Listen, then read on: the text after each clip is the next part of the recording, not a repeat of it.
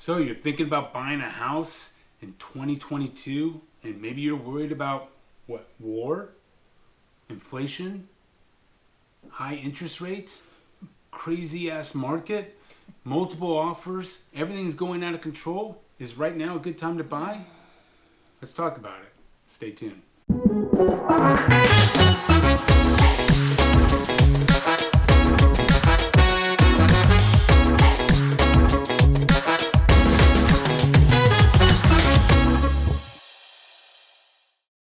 I'm Andy. And I'm Patrice. And today we are going to give you our take on what's going on in 2022 in the Dallas real estate market. This is really an impromptu video. We are going to just spit the truth, tell you what we're seeing out there, and give you all the good, the bad, and the ugly. Now, if this is your first time on our channel, we are local real estate agents specializing in all things Dallas, Texas real estate. So, if that is of interest to you, make sure you hit that subscribe button, that bell, so you're alerted every time we do a video. Yep, and don't forget to hit that dream home form so that way we know what it is that you are looking for. And as usual, don't forget to give us a call, text, or email. Whatever it is you need to do to get a hold of us, just get a hold of us. This one just threw me off. I thought she was going to say, give us a call. Keep them guessing, keep them guessing. We're not scripted, right? So here we go. So, 2022, what are we seeing? The market is still absolutely crazy. If you reference our other 2022 market update video, I use the word bonkers a lot. And I would say that still remains the truth. It's a good word. Yeah, we were just up against, we didn't win. In fact, I refused to, I didn't refuse, but we discussed with our client. We had an offer competing against 72 offers in Frisco, Texas. 72 offers. And in order to win, we would have to go into cross the $1 million mark. And this house was listed for $725,000. We have a really, really good relationship with the listing agent, so we kind of had the inside scoop on some of the stuff that was going on. Like I said, 72 offers. This thing was going for well over $1 million, and the closest comp you can come up with was $760,000.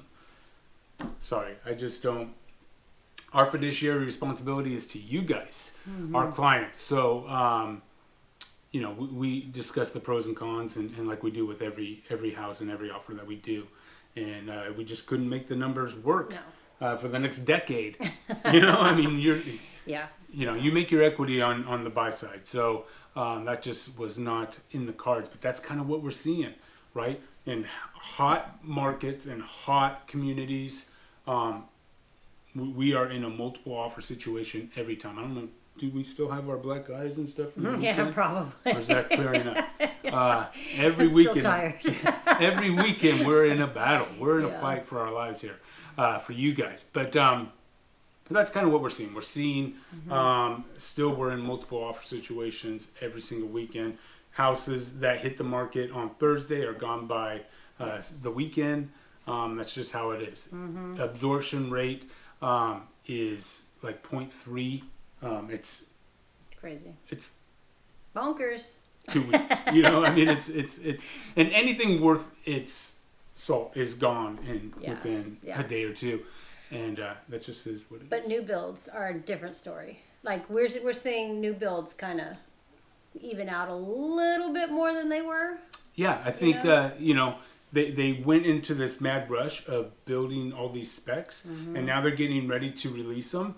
And what has happened since then? Well, interest rates have climbed up. Right now, as we sit, it's over 5%. Yeah. Now remember what we always say: for every point interest rates raise, you lose buying power. So let's talk about forecasting. What do we see in the future? The second half of 2022. First of all, anybody that tells you they know exactly what's going to happen, they don't. Nobody knows. No one knows, right? This is a completely different market than we saw 2007, 2008 when everything crumbled. The housing market is still supported, and we're seeing people come in with lots of equity, lots of money down, which is a huge differential from 2008, right? So, but with raising interest rates, what I think you're going to start seeing, and mainly after that July 4th, between now and July 4th, mid-July, I think you're going to start still seeing that mad rush. People trying to get in before school, that sort of thing. But once that kind of hits, if interest rates keep climbing up and ticking up, I think you're going to start seeing prices level off a little bit. I think you're going to see competition. Instead of those 72 offers, if it knocks out half of those people, you're still what, competing against 25, 30 offers, I think you're going to start to see things level off a bit and become a more natural, normal market, stable market. I don't think you're going to see this big price decrease. No, I don't think so either.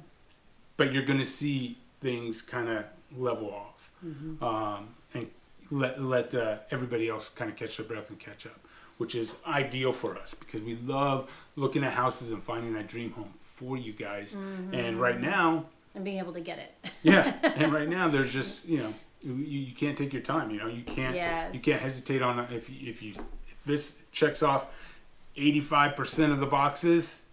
We're writing. We're writing a strong to look at many others. That's offer. For sure. Yeah. So Patrice, what are some of the other things that we're seeing out there? I know you mentioned new builds, and I went on a tangent. I did. I did. Well, with the new builds, we were just saying that things are kind of slowing down, and they're all adjusting the way they're doing things now. It seems like the majority of them are going to specs, so that means they're not going to price it until it gets to the framing and all of that, so they know what their cost is going to be, and then they're releasing it. But they're not a lot of builders aren't letting you pick out your inside. Some are not. It's hard to swallow too when you're paying $1 million for a house and they don't let you pick out your stuff. Yeah, I agree. And in some cases, it's good for people. We have clients that are like, "Thank goodness they're picking it out because I have no sense of that." Yeah. But I don't need orange tile. But most people want to pick out their stuff. But their specs are beautiful. But there's so many different ways that the builders are doing it too. You've got highest and best, you've got wait list, you've got, and we found ways around a lot of things. What a lot of builders are doing is they're looking at that wait list. They're looking at, oh my gosh, we've got 400 people, 400 people on this wait list. Or I have this person right here. I've got Andy Patrice. I get just one phone call away. Hey guys, what do you have? I know you work with, at any given time, 50 buyers at one time. Yeah. So, and in fact, we have some right now that we're looking for buyers for. So exactly. So anyway, that's just is what it is, right? Yeah.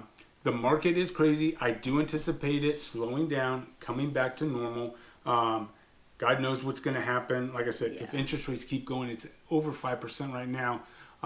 If those things creep up to 6%, then I think all bets are off. As far as what pricing is going to do.